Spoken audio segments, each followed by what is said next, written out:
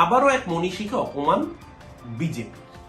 আজকে 26শে জানুয়ারি প্রজাতন্ত্র দিবসে দিল্লির কুচকাওয়াজে সেখানে যে ট্যাবলো উপস্থিত ছিল, সেই ট্যাবলোতে স্বাধীনতা সংগ্রামী মাতঙ্গিনী হাজরার নাম উচ্চারণ করতে গিয়ে উচ্চারিত হলো মান্তাগিনী।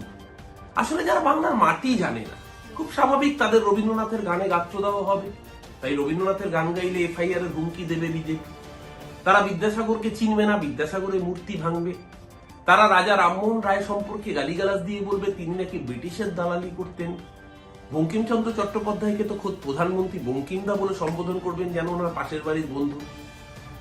এই যে দীর্ঘদিনের বাংলা এবং বাঙালি মনীষীদের অশ্রদ্ধা করা, অপমান করা, এই সাহস ভারতীয় জনতা পার্টিকে কে দিয়েছে?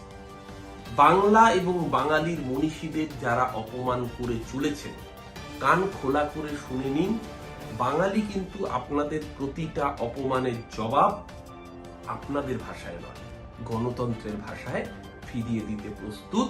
2026 এপ্রিল মাস, মে মাস, যেদিনকে ফল বেরোবে, প্রতিটা অপমানের জবাব সুদে আসলে আপনাদেরকেই বাঙালি পৌঁছে দেবে।